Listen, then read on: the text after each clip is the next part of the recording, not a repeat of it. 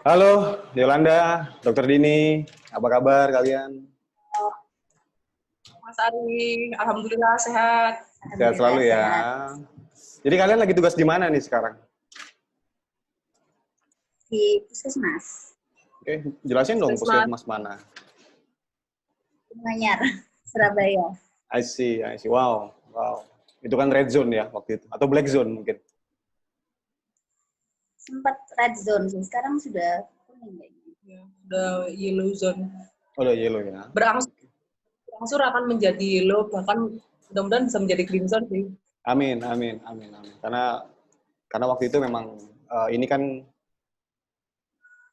daerah yang nggak kita hitung kan waktu itu sebagai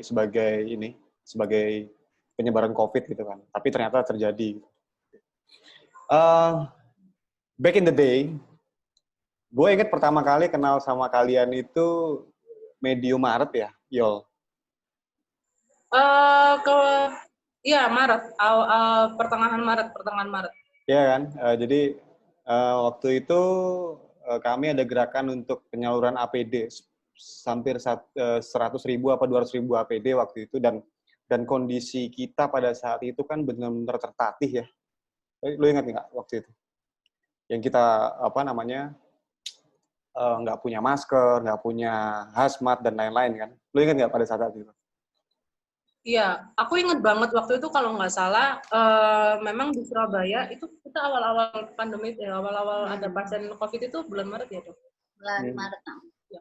Dokter Dini waktu itu menangani juga ya, waktu awal-awal pasien itu memang pada saat itu kita belum ada persiapan.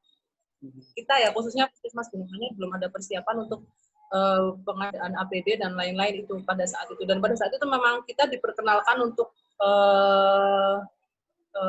istilahnya Mas Ari ini salah satu donatur APD ke Puskesmas Gunung Anyar. Pada saat itu memang kita juga kurang tahu ya, Dok, kenapa pada saat itu khususnya di Puskesmas kami benar-benar kesulitan untuk mendapatkan APD atau memang belum teralokasikan atau bisa jadi juga belum karena kasusnya memang belum sempat booming ya, Dok.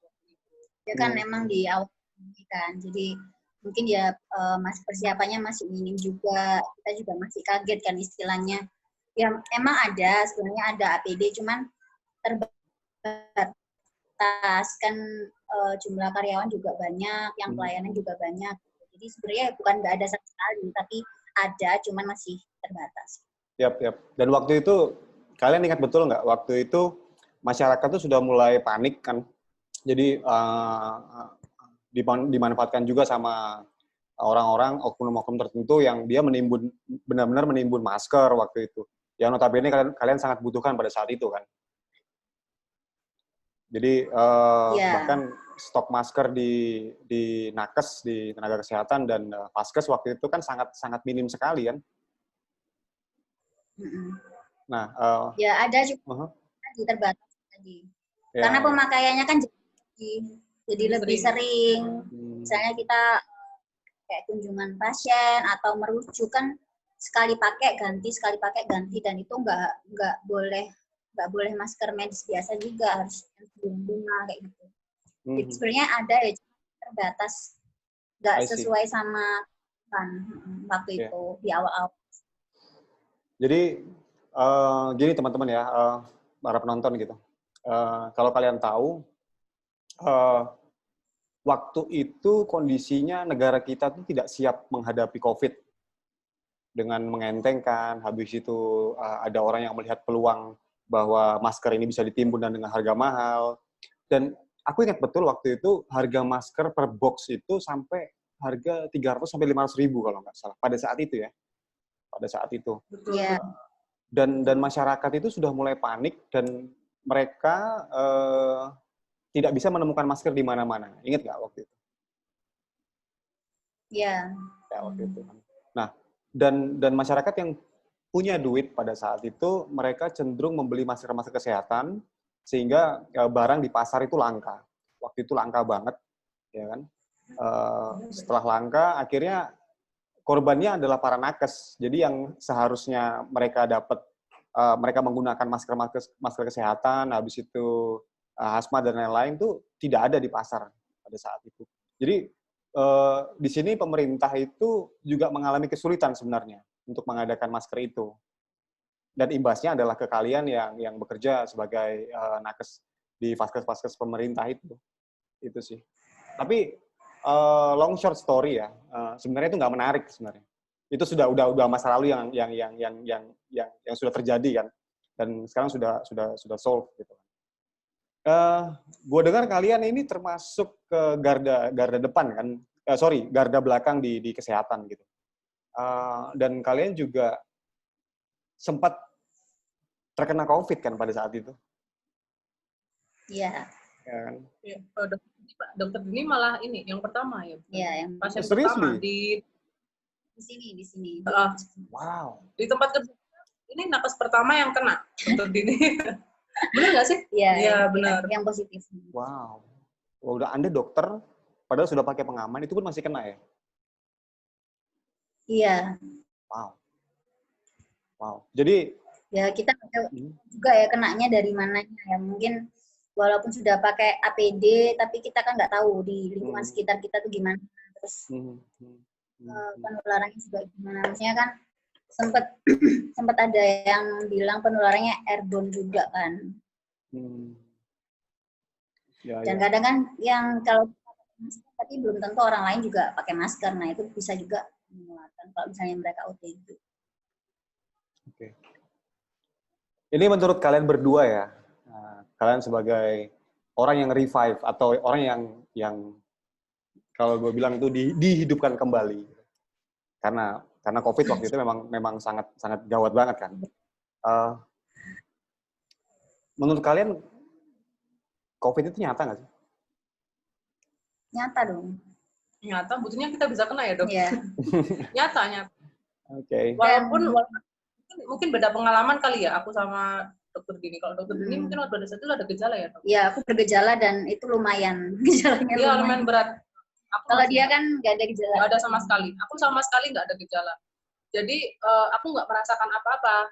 Entah itu pusing, seriously, entah itu pusing, mual, hilang penciuman ya, sama sekali nggak ada gejala. Tidak merasakan sakit apapun. Jadi tetap seperti orang sehat biasa, aku tetap kerja, tetap beraktivitas seperti biasa. Tapi memang pada kenyataannya hasil PCR swab ya itu positif. Wow. Beda cerita sih dengan dokter Dini. Kalau dokter Dini gimana ceritanya? Bergejala dulu, jadi awalnya itu sempat demam 3 hari itu 38,4 kalau nggak salah waktu itu. Terus minggu depannya kan kebetulan ada rapid, waktu itu kan rapid masih dipakai kan. Iya. Di Kesmas ada rapid, terus kita semua rapid, nah itu aku reaktif. Terus ya udah langsung disuruh pulang.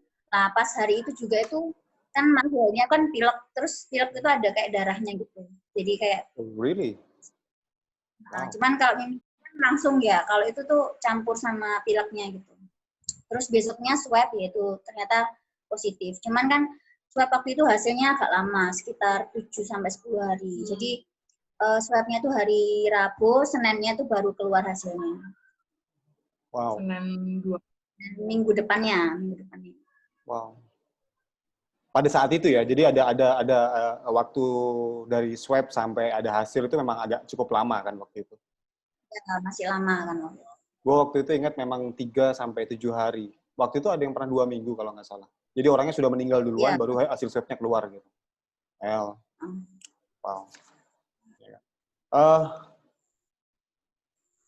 Setelah kalian kembali ya dari COVID, terkena COVID lah ya kembali. Nggak, kan waktu itu kalian kan tidak normal. Kondisi tubuh tidak normal, mental pun juga nggak bagus kan.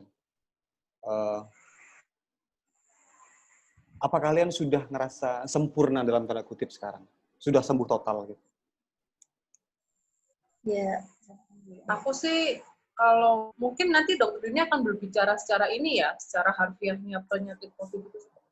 Kalau yang aku rasakan karena aku tidak bergejala. Jadi sampai sekarang meskipun hasil swabku negatif, katakan sudah negatif ini ya, aku nggak merasakan perubahan apapun di aku sendiri. Aku nggak merasakan perubahan apapun karena memang pada saat awal aku tiba-tiba dinyatakan positif, jujur sempat shock pasti gitu.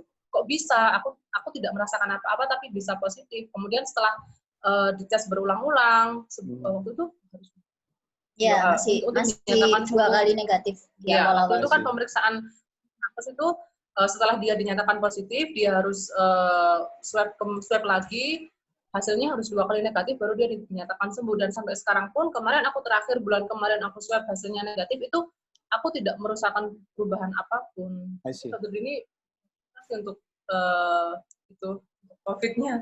Ya, jadi waktu itu gini dokter, sorry aku potong dulu. Waktu itu aku dikabari Yola kalau dia kena kan. Jadi karena saya itu suka guyon ya. Jadi saya bilang ke Yola tuh gini, udahlah kamu nggak akan kenapa-napa. Komorbidmu itu cuma satu, yaitu gila. Gitu. Jadi it's okay. Jadi kamu nggak punya penyakit bawaan apapun kecuali gila. Jadi ya kamu akan selamat survive di sana. Dan poinku di sana adalah at least Yola pada saat itu bisa ketawa, jadi dia punya imun booster yang lebih bagus gitu pada saat itu. Nah kalau dari Dokter Dini sendiri waktu itu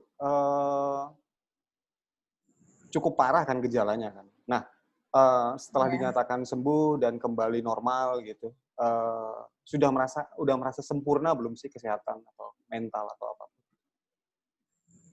Kalau pas baru-baru sembuh itu masih ada kayak gejala sisa gitu sih. Jadi kayak nafas itu masih agak kadang itu kayak apa ya, kayak kurang puas gitu nafasnya itu kan. Biasanya kalau kita nafas biasa kan enggak gitu ya. Itu tuh enggak kayak agak berat gitu. Tapi setelah berapa minggu ya udah sampai sekarang ya udah alhamdulillah normal lagi sih. I see. Lalu selama di karantina pada saat itu, aku ingat Yola waktu itu di karantina di mana Yol? Di Asrama Haji ya? Iya, di Hotel Asrama Haji. Itu rumah sakit darurat ya, Dok? Tapi milik pemerintah Kota Surabaya. Selama di karantina itu, apa sih yang lu rasain Yol dan dokter? Maksudnya, kalian depres atau stres atau gimana? Depresinya karena berat badanku naik sih. What? Ya nggak sih, Dok? Oke. Terus sering, tapi kalau aku, mungkin kalau Dokter Dini beda tingkat depresinya ya, karena kita kan beda ya, Dok. Kan mikirnya beda. Dokter kan ini kan di rumah sendiri kan. Ya. Kalau kan beda. Kalau kan aku isolasinya tuh di rumah sakit darurat dan itu terpusat milik pemerintah Kota Surabaya bersama dengan teman-teman lain yang positif dan bergejala. Jadi aku depresinya tuh di situ. Kita satu kamar kan isi 2-3 orang gitu ya. Fasilitasnya memang terbaik lah kalau untuk fasilitas untuk waktu itu ya, fasilitas untuk apa namanya, Dok, orang-orang yang ODP gitu-gitu. Itu memang fasilitasnya bagus, seperti ya Pak Hotel, namanya juga hotel kan, Hotel Asrama Haji. Tapi tertekanku itu karena di situ banyak orang bergejala. Sedangkan memang aku depresi dan tertekan karena aku melihat teman-temanku itu kecemasan banget. Batuk yang seperti ini, yang seperti itu. Nangis dan lain-lain ya. Kalau Dokter Dini beda, dia isolasinya di rumah. Ya sama aja sih sebenarnya kan. Intinya ya karena didiagnosa COVID itu sendiri aja udah bikin stres kan. Maksudnya iya benar-benar.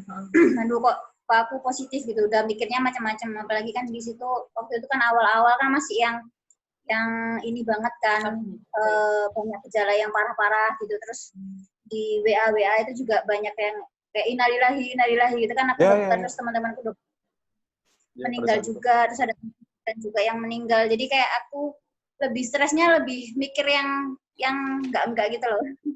Soalnya udah terus ya takut kan, ya kasarnya takut mati gitu kan. Soalnya dari kabar-kabarnya udah kayak gitu, aku juga bergejala juga, aku juga merasakan gejalanya kayak gini, terus jadi kayak takut semacam itu, sama cemas juga sih. Oke. Jadi walaupun isolasi di rumah ya sama aja, tetap cemas itu tetap ada dan lumayan. Ya. Lumayan. Jadi kalian tahu nggak sih, jadi di awal-awal COVID itu karena hampir setiap hari gue ngelihat, karena gue dan tim gue pada saat itu memang menghitung kurva, ya kan?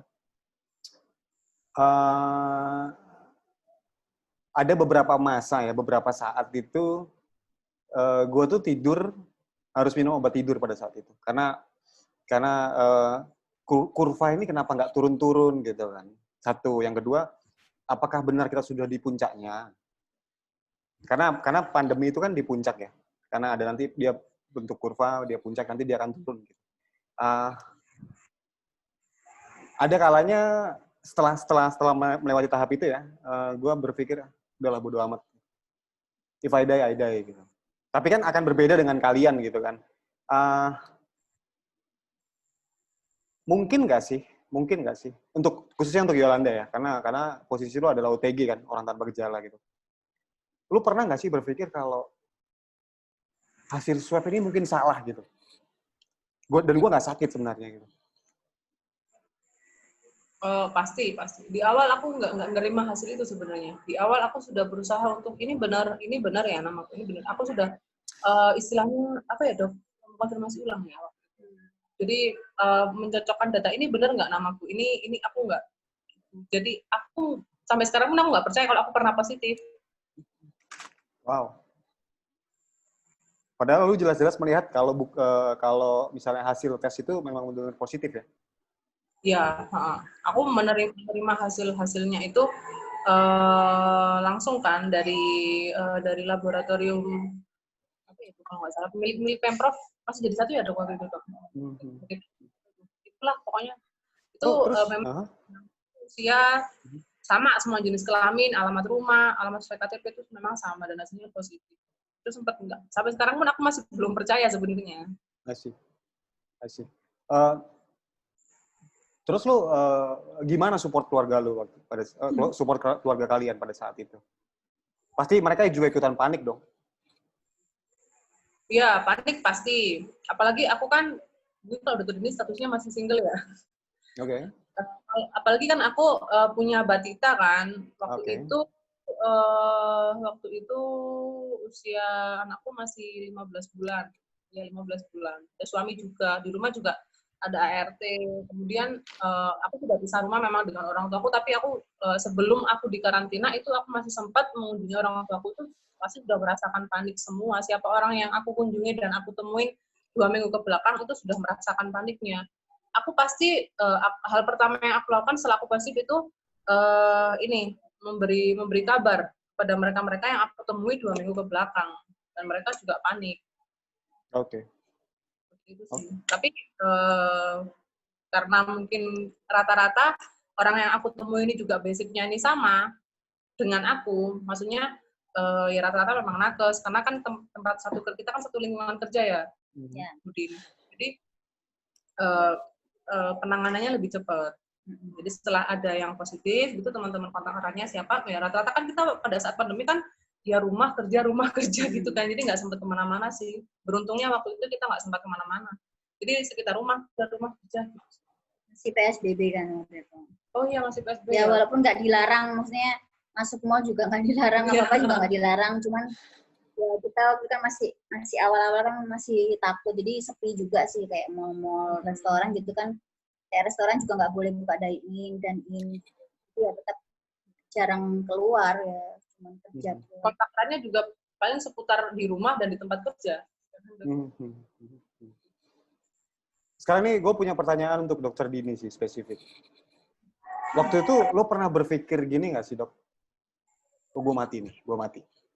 Pernah nggak? Iya, ya seperti yang aku bilang tadi, karena aku merasakan gejalanya, terus juga ya kecemasan yang berlebih juga, terus dengan beredarnya berita-berita duka yang banyak banget itu, ya aku tuh udah, apalagi kalau malam ya, kalau pagi, siang, sore kan masih ngapain gitu kan, lupa lah. Tapi kalau udah malam gitu kan mikir kadang.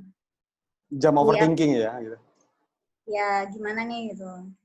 Ya, dan lo pasti ke bawah suasana kalau anjir teman-teman gue juga udah banyak yang lewat dalam tanda kutip gitu kan. Nah, ya, pada saat itu lu berpikir nggak? Lu pernah buat janji nggak? Nanti kalau gue sembuh, gue akan melakukan ini. Ya pokoknya waktu itu ya mikirnya ya wis gimana caranya aku harus ngelewatin ini aja gitu sih. Terus apa ya? Treatment yang dikasih sama mereka apa sih? Aku dapat antivirus. Wow, oke. Terus sama vitamin. Kalau vitamin obat batuk gitu kan aku ada di rumah, aku minum sendiri. Tapi kalau antivirus sama antibiotik tuh dari puskesmas dikirimin. Sama sih. Di tempat kerja juga antivirus sama antibiotik. Kalau obat batuk dan lain-lain kan aku sudah ada sedia di rumah dan aku tahu. Jadi kalau misalnya ada yang habis juga minta tolong beliin gitu. Asik. Lalu gimana reaksi tetangga-tetangga Dokter Dini pada saat itu? Kan pasti kan begini. Pada saat itu kan muncul stigma bahwa orang kena COVID itu harus dijauhi lah, ya kan? Bahkan itu lebih parah daripada AIDS bukan waktu itu. Gue pernah bercanda sama Yolanda kayak gitu kan. Nah, tetangga-tetangga lu gimana? Ya, ngomong ya. Ngomong lah. Tell us. Ya, Gue udah tahu jawabannya sih. Gue cuma pengen dengar dari lu gitu. Intinya di awal-awal karena masih belum ada yang tahu, ya masih aman. Jadi kayak 2 minggu isolasi itu masih aman. Karena aku waktu itu isolasinya sekitar sebulanan kan. Lebih lama. Sebulanan. Nah, setelah 2 minggu ya itu kan mulai beredar, terus juga ya pasti orang-orang ya tahu lah kok aku juga udah nggak pernah keluar gitu-gitulah, pasti kecurigaan juga ada. Beredar gitulah. Malah waktu itu tuh kabarnya tuh sekeluargaku yang COVID padahal cuma aku aja. Ya, begitulah netizen yang julid kan. Tetangga yang julid. Jadi gitu. Kalau sekeluargaku tuh COVID semua padahal enggak, cuma aku aja. Ya. Ya udah. Ya gimana ya aku sih. Sorry. Asalkan aku mematuhi protokol. Lo tinggal sendiri atau sama keluarga? Ada keluarga juga. Cuman kan aku waktu isolasi itu di kamar terus, jadi nggak pernah keluar. Wah, udah jadi ratu sejagat dong waktu dilayani betul pada saat itu ya. Makan gue kan dikirim gitu kan. Masih single. Belanja pun ya itu di kampungku kan ada budeku juga. Jadi keluargaku benar-benar nggak keluar. Cuman budeku itu aja yang rumahnya beda itu bantuin kayak belanjain, nanti ditaruh di depan rumah gitu sih. Terus nanti mamaku yang masakin gitu. Jadi stigma bahwa orang kena COVID itu orang yang harus dijauhi itu memang benar terjadi ya? Iya, benar. Gue punya teman sih dok, waktu itu kan dia kena COVID ya. Jadi bahkan keluarga itu nggak support gitu, dia dianggap aib gitu. Kacauan gitu. Serius, itu dianggap aib dia. Terus ini pertanyaan paling ultimate sih.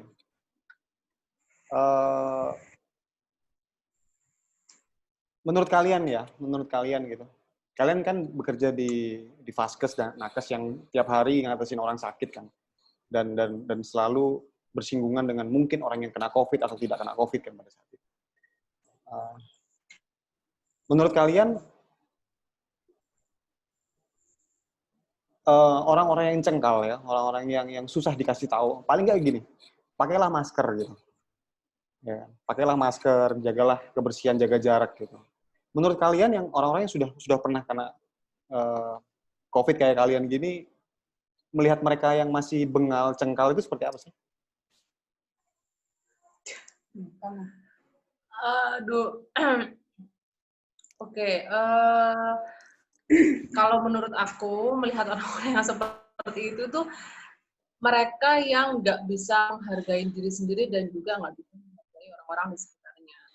Karena gini, karena dengan mereka memakai masker itu artinya mereka melindungi diri sendiri dan juga melindungi orang-orang di sekitarnya.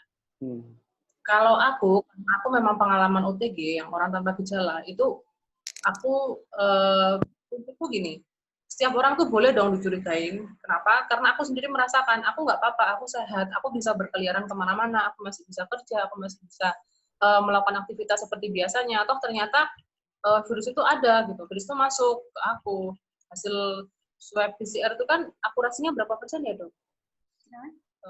Swab PCR itu akurasinya 90 berapa ya? Sorry aku lupa. Pokoknya 90 lebih.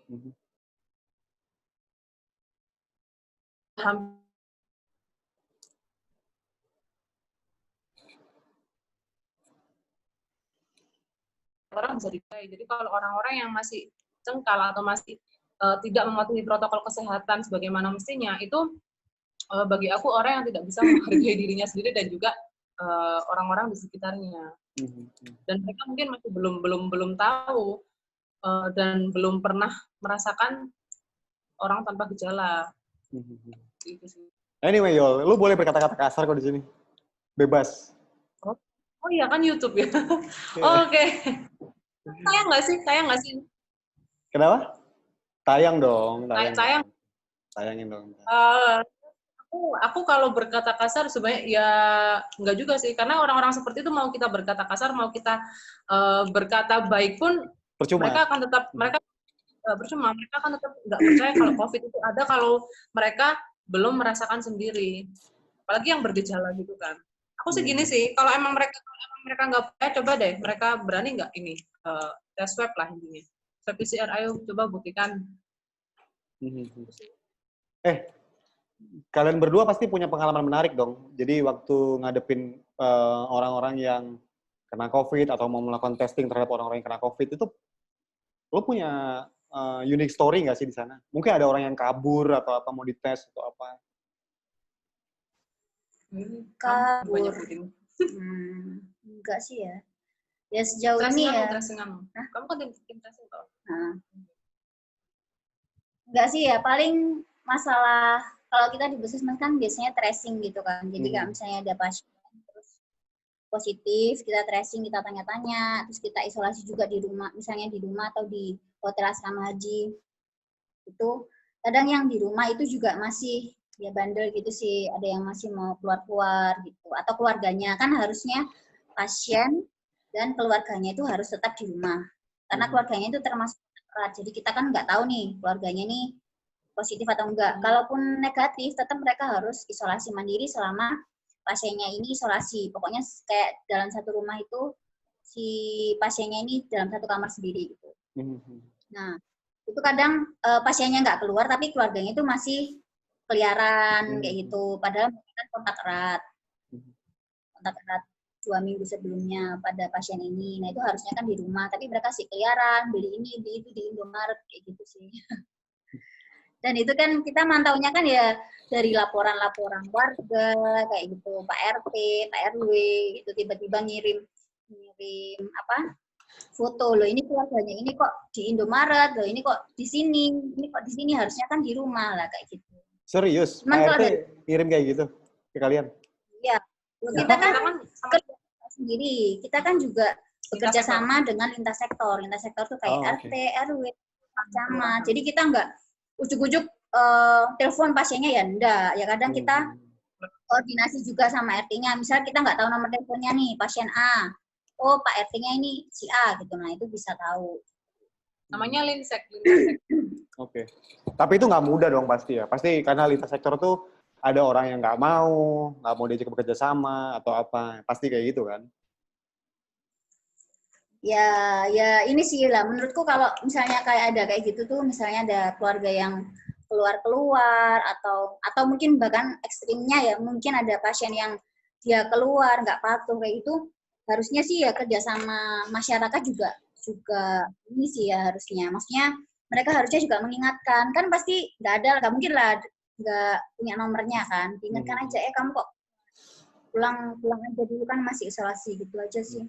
Terus juga kerjasama dibantu juga, misalnya si pasien ini sendiri dia butuh mungkin makanan kah atau apa yang dia butuhkan, harusnya masyarakat sekitar juga membantu, karena ada daerah lain tuh yang seperti itu. Di rumahnya budeku di Krian itu jadi misalnya ada satu pasien COVID gitu, keluarga itu saling bantu. Jadi mereka nanya lagi butuh apa, misal kayak aku minyak gorengku habis nih, tolong dibeliin, nanti ditaruh di depan rumahnya, nanti uangnya gimana caranya lah, pokoknya ada bantuan lah dari masyarakat sekitar gitu. Dan setidaknya mengingatkan gitu. Kadang mereka bukan kabur ya, keluar rumah itu lapornya ke kita lah, kita ini bisa apa, kan kita nggak di tempat gitu loh, tahu nggak? Tapi kan gini, mengingatkan mereka itu kan bukan tanggung jawab lo sebagai nakes kan? Ya itu tadi, kalau misalnya kita dapat laporan, karena istilahnya kita tuh yang memantau kan, yang memantau mereka, memastikan supaya mereka itu tetap isolasi di rumah. Nah itu kalau misalnya ada laporan ya tetap kita KIE, kita komunikasikan sama pasiennya atau keluarganya. Iya Bu, Pak, tolong jangan keluar rumah dulu ya selama misalnya 2 minggu setelah swab pertama ini. Jadi sementara di rumah dulu. Kan juga kita ada bantuan ya kayak permakanan gitu kita tawarkan di awal. Dari Pemkot Surabaya. Gimana ada yang kayak makanannya ada yang ngirim nggak? Kalau misalnya nggak ada, mau dibantu nggak dari Surabaya ini kayak permakanan gitu dikirim bisa. Jadi memastikan supaya mereka nggak keluar rumah gitu. Tapi kadang kan ya di luar kuasa kita ya, maksudnya misalnya tiba-tiba mereka keluar sendiri beli apa gitu kan, harusnya tetangga atau Pak RT-nya lah minimal itu kan bisa ngingetin gitu, langsung ke orangnya juga bisa kan harusnya. Yap. Nggak, poin gue kan gini, tanggung jawab mengingatkan itu kan bukan tanggung jawab profesional kalian kan? Iya sih. Iya kan? Iya. Kita kan cuma memantau dari segi ini ya, Dok. Kesehatannya ya. Intinya kita memantau gitu aja sih. Yap. It's totally not your business kan di sana, secara profesional gitu. Tapi kenapa kalian tetap mau mengingatkan gitu? Apakah karena moral? Apakah karena kalian sayang dengan mereka? Atau kalian tidak ingin lebih capek lagi karena banyaknya pasien? Atau memang kalian sayang dengan mereka? Karena kita nggak pengen meledak lagi pasiennya. Ya intinya kan kita ingin mengurangi penularan kan. Iya. Jadi lebih ke arah moral ya?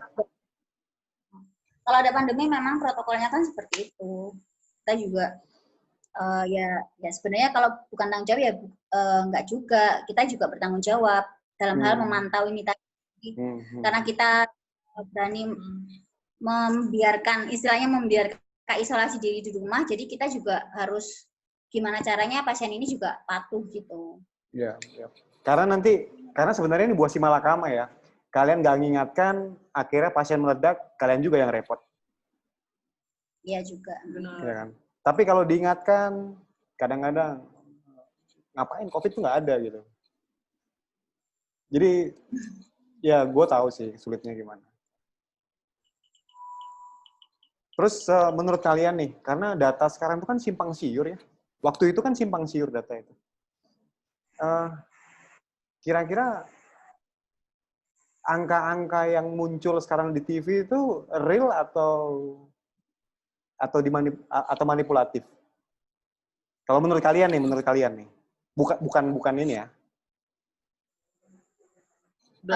Jujur aja kalau aku ya.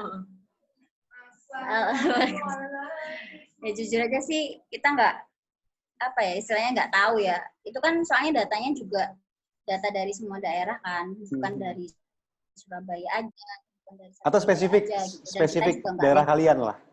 Spesifik daerah kalian. Kalian percaya nggak sih kalau data itu asli? Gitu, Mas? Real atau enggak? Atau mungkin jauh lebih banyak korbannya?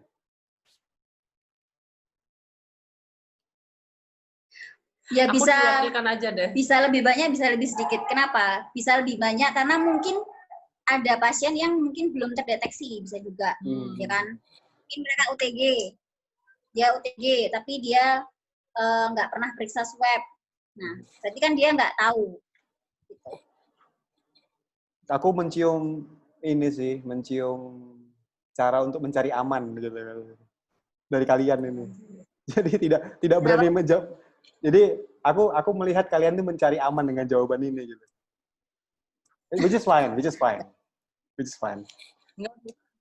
Karena kita kan juga pelayanan swab itu sebenarnya di Kota Surabaya ini juga sudah dilonggarkan sama pemerintah kota. Kita sudah dimudahkan. Kita di setiap fasilitas kesehatan tingkat pertama ya, khususnya puskesmas, itu sekarang sudah ada poli-PCR, poli-swab nih ya. Sudah dilonggarkan. Khususnya untuk Surabaya itu memang digratiskan, memang betul digratiskan. Tapi kesadaran masyarakat dan orang-orang yang ya bisa dibilang mungkin mereka nggak percaya atau mungkin mereka tidak berinisiatif untuk swab mandiri itu yang masih kurang. Kalau untuk pemeriksaan swab khususnya di Surabaya ya itu memang sudah didukung penuh oleh pemerintah Kota Surabaya. Begitu ya, Dok? Mungkin kesadaran mereka aja yang kurang gitu. Jadi kalau untuk kita bicara data sih, ya kalau real orangnya memang ada di data tersebut, cuman kalau untuk jumlahnya itu yang kita bukan berarti kita tidak percaya, bukan, tapi belum bisa memastikan kalau memang jumlahnya seperti angka yang muncul. Oke. Terus kan ini nih sekarang kan musimnya anak sekolah ya, mulai ajaran baru, mulai apa? Mungkin tahun depan lah. Kira-kira kalian tuh percaya nggak sih jika sekolah atau institusi dibuka itu dengan menerapkan protokol kesehatan, lalu mereka itu tidak menjadi klaster baru di sana? Percaya nggak sih kalian? Gimana?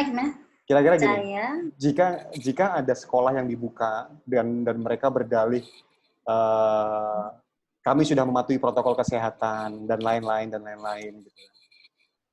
Kira-kira kalian percaya nggak kalau mereka itu tidak akan menjadi klaster baru COVID? Percaya kalau tidak akan menjadi klaster. Nggak percaya sih. Ya bisa. Percaya nggak? Karena begini, karena premisnya begini. Oke, aturan tetap aturan, tapi kan kalian tidak bisa mengontrol manusia kan? Ya, dan menurutku juga anak kecil gitu kan. Maksudnya kalau orang dewasa aja tuh bandel gitu. Maksudnya untuk pakai masker, untuk ini aja tuh masih bandel, kemana-mana masih nggak pakai masker, cuma pakai face shield ya. Harusnya kan masker wajib, face shield itu nggak wajib, tapi mereka pakai face shield aja, nggak pakai masker. Apalagi tuh anak-anak suka main gitu ya. Misalnya sekolah, oke lah kelas bisa dikontrol sama gurunya gitu. Misal belajar harus pakai masker gitu. Tapi pas dia istirahat kayak gitu-gitu kan apa ya? Lu nggak bisa kontrol kan? Iya, pasti mereka nggak. Kan guru juga kadang nggak bisa ini satu-satu juga kan, begitu banyak muridnya. Oke, sekarang kalau dengan salah satu aturan seperti ini, oke kita akan mengadakan pembelajaran atau sekolah atau kegiatan di sana dengan kapasitas 50% dikurangi. Itu akan tetap menjadi concern kalian apa enggak sih? Kekhawatiran kalian enggak sih? Atau sebenarnya mendingan nggak usah deh sama sekali gitu? Pastilah untuk kekhawatiran tuh pasti, apalagi yang berhubungan dengan pengumpulan massa kan. Jangankan di sekolah. Ini aja kita di Puskesmas kan juga ada program kegiatan lapangan. Itu kan juga pasti ada pengumpulan massa.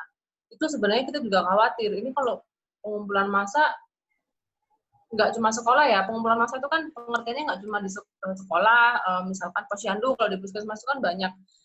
Apalagi yang sekarang sedang booming tuh ya, pilkada gitu-gitu kan. Oh iya. Kekhawatiran.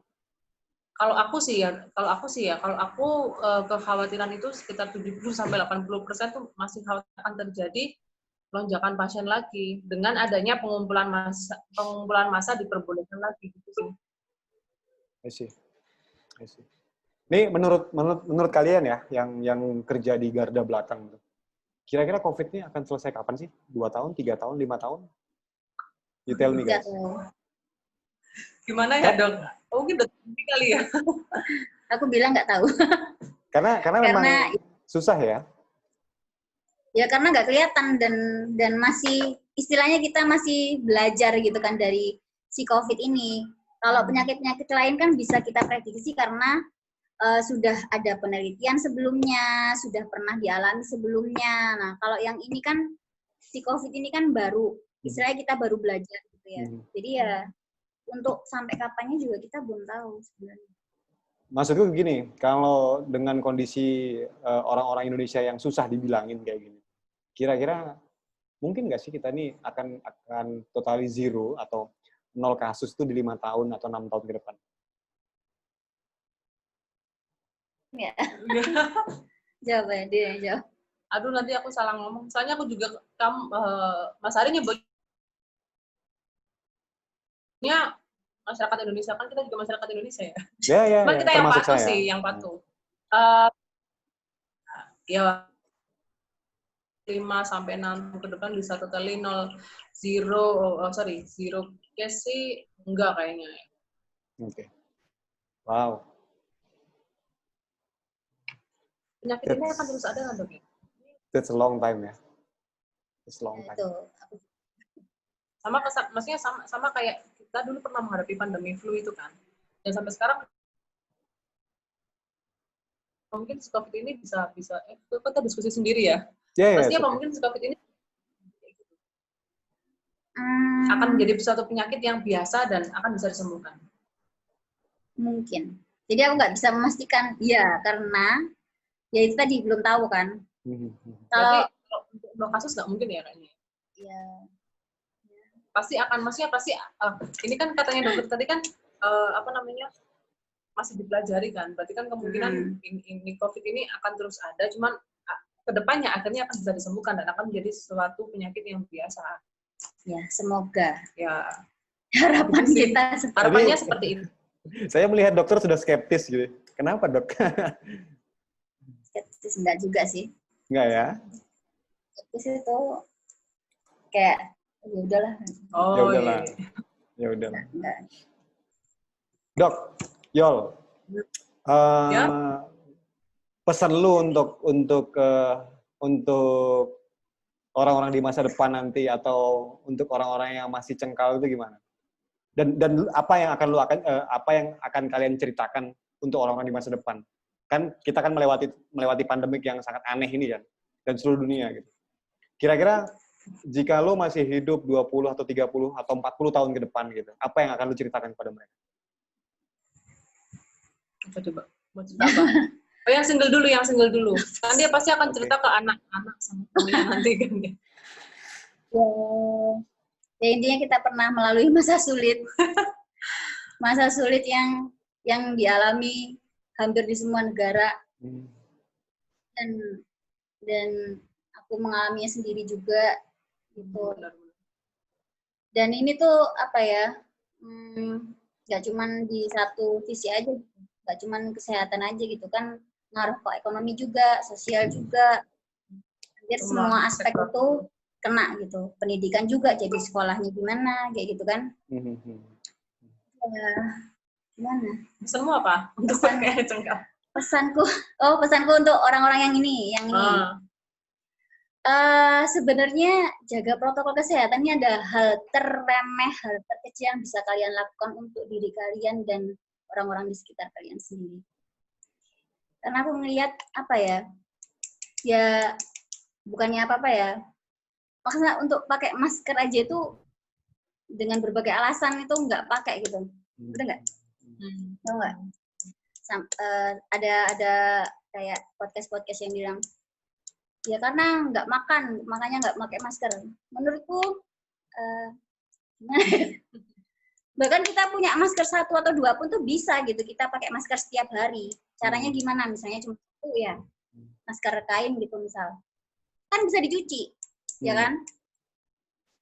Gitu. Maksudnya nggak ada alasan untuk kamu tuh nggak pakai gitu loh. Itu adalah hal terremeh yang bisa kita lakuin sekarang gitu. Kita nggak bisa, kita nggak bisa nyumbang uang, kita nggak bisa nyumbang ilmu, kita nggak bisa nyumbang apa-apa gitu misal. Kita cuma menjaga diri kita aja gitu. Itu udah cukup sebenarnya. Cuman kenapa itu banyak yang ya membuat berbagai alasan, terus ya gitulah. Menurutku ya agak gimana gitu. Dia agak nggak pro dengan podcast yang isinya kita nggak apa-apa loh di sini ngomong ini. Bebas. Serius. Dokter Dini ini aku serius. Karena kita udah berteman, kita udah kenal berapa tahun ya? 3 tahun ya. Dokter Dini termasuk orang yang pikirannya tuh sangat terbuka gitu, dan termasuk ya kalau aku bilang pintar ya pintar, tapi kan pintar itu kan pengertiannya luas. Cuman kalau aku lihat Dokter Dini ini termasuk orang yang dia sering sih kirim-kirim ke aku nggak suka podcast ini, karena kayaknya tuh kayak ngundang orang tuh biar nggak usah lah patuhi protokol, nggak usah lah seperti ini, nggak usah seperti ini. Jadi sebenarnya dia itu juga pengamat konten yang tidak memihak kepada para nakes, khususnya untuk protokol kesehatan. Ya, gue tahu beberapa konten itu sih, dan ya agak aneh. Menurut gue gini. Ini orang Indonesia itu baru disuruh pakai masker aja sudah susah, gitu. Apalagi disuruh bela negara, gitu. Yang harus perang, gitu kan. Gue nggak yakin kalau orang-orang kayak gitu tuh akan berani turun ke medan pertempuran sih. Kalau hanya disuruh pakai masker aja susahnya minta ampun gitu. Ini cuma pakai masker loh ya, pakai masker jaga jarak gitu. Gitu doang. Kalau alasannya tidak bisa makan, bekerja gitu kan, ya apa urusannya bekerja dengan pakai masker kan? Bekerja ya bekerja aja gitu. Bener nggak sih? Jadi Benar. kalau alasannya sesepele itu nggak masuk akal buat saya. Gitu. Nggak masuk akal. Buat aku ya. Gitu. Dan terus tahu nggak yang ada orang bela-belain dia itu bawa uang, jadi misalnya ditilang dia udah bersedia, tahu nggak sih? Ada itu loh. Ada gambar itu loh, ada orang sengaja. yang dia emang benar-benar nggak mau pakai masker, bahkan bawa uang, sedia uang buat ditilang. Jadi misalnya ditilang kan di Surabaya misalnya ditilang berapa ratus ribu gitu karena nggak pakai masker, dia tuh udah berani, lebih baik dia bayar daripada pakai masker, tahu nggak? Tahu. I know that. Bener ada. Sempat ada kok yang kapan hari itu. Itu sebenarnya gue nggak tahu ya, apakah dia tuh pansos, apakah dia SJW, gue nggak tahu. SJW apa? Social Justice Warrior sih. Jadi dia melakukan justifikasi terhadap orang lain gitu kan. Dan dia udah mempersiapkan dirinya gitu. Kayaknya sih memang kecenderungannya sih pansos ya. Panjat sosial dengan cara seperti itu gitu. Menurut gue sih. Last question.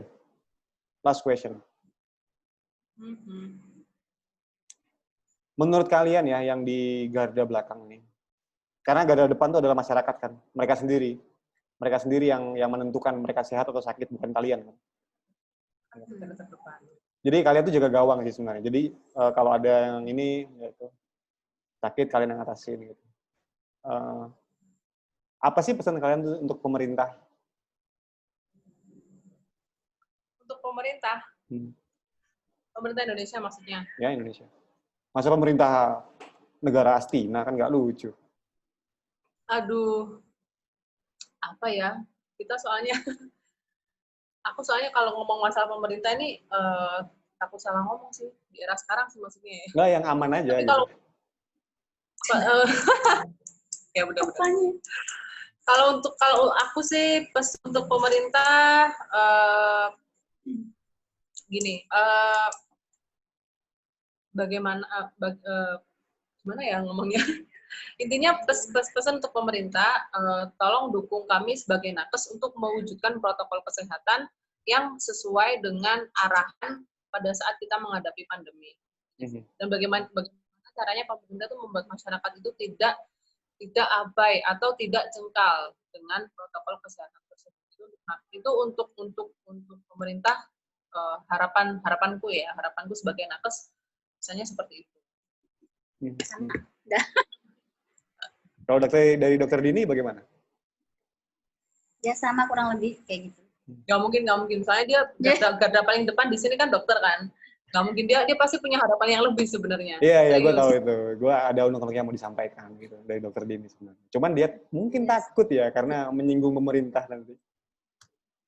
Enggak, kurang lebih ya sama sih. Itu kan si itu kan juga orang pemerintahan cuy. Entar kita dilaporin lah. Enggak, udah X. Dok, last question from me ya. Kira-kira menurut lo kita ini mengarah ke herd immunity nggak sih? Atau disengaja ke herd immunity? Kalau mengarah menurutku iya. Ya kan? Karena ya mulai dibuka semua gitu kan. Oke. Jadi sudah longgarkan. Nggak tahu ya kalau di Jakarta kan masih ada PSBB ya? Masih ya? Kalau di sini kan sudah enggak gitu. Ya menurutku kalau dari kondisi sekarang ini kayaknya iya. Dan kalau disengaja tidak tahu. Dan ya kan? Coba tell me. Kita bukan pelaku. Ya, I know. Yeah. Coba jelaskan ke gue secara singkat apa sih herd immunity menurut lo? Jadi kita kayak ngayak beras gitu. Jadi herd immunity. Go ahead. Intinya kita sendiri. Jadi misalnya aku nih udah pernah sakit gitu ya. Nah, aku punya imunitas sendiri gitu sama penyakit ini. Cuman untuk COVID ini juga rada-rada rancu karena ya ada beberapa penelitian juga yang bilang kalau imunitasnya itu nggak bertahan lama gitu, cuman bertahan berapa bulan gitu. Wow. Lalu reinfected lagi ya? Kalau penyakit kayak penyakit lain kan ada yang bisa long life gitu, maksudnya sekali kena, misalnya varicella ya, misalnya varicella, cacar air ya, terus sekali kena udah selamanya nggak kena. Kalau misalnya dia kena herpes zoster itu kan varicella yang tidur terus dia bangun lagi. Nah, itu beda lagi ceritanya. Nah, kalau misalnya imunitas itu, jadi sekali kena, terus selamanya nggak bakalan kena itu lagi. Nah, masalah kalau COVID ini, istilahnya kayak ketahanannya, imunitasnya itu cuma bertahan selama beberapa bulan. Ada penelitian seperti itu. Tapi kita belum, barangkali nanti ada penelitian lagi yang mungkin bisa seumur hidup, kita juga nggak tahu. Yeah. Gitu. Atau untungnya juga, karena kan ada ini juga kan, katanya mutasi juga kan sekarang. Virusnya sudah bukan yang seperti yang di awal dulu, sudah bermutasi. Nah, bermutasi itu kan bisa macam-macam juga gitu sifatnya. Apa dia bisa mengalahkan imunitas kita atau gimana, kita juga nggak tahu. Ya intinya masih belajar ya, belajar banyak. Wow. Wow. Wow. Gue pikir, ini dari gue ya, gue pikir kita nggak akan lolos dari pandemik ini 5-6 tahun ke depan sih, atau bahkan 10 tahun. Dan orang-orang seperti kita yang sudah melewati masa depresi seperti ini, menurut gue nggak akan bisa lupa ke depannya kalau kita pernah mengalami pandemi yang besar kayak gini sih. Itu dari gue sih, Yol dan Bu Dokter. Oke. Thank you waktunya untuk kalian berdua. Sehat-sehat terus. Terima kasih. Kami sebagai anak bangsa terima kasih terhadap kalian yang udah mau menjaga saudara-saudara kami yang sakit. Tetap jaga kesehatan. Jangan capek mengingatkan orang-orang cengkal itu pakai masker, cuci tangan, dan jaga jarak ya. Kami. Kesabaran kita nggak ada. Oh ya, mungkin karena kalian sudah tidak sabar lagi, udah lepas sabarnya, jadi nggak ada sabarnya. Terima kasih Bu Dr. Dini dan Mbak Yolanda. Sehat-sehat selalu ya. Salam untuk keluarga. Kita sambung di lain hari. Thank you. Thank you. Bye. Bye.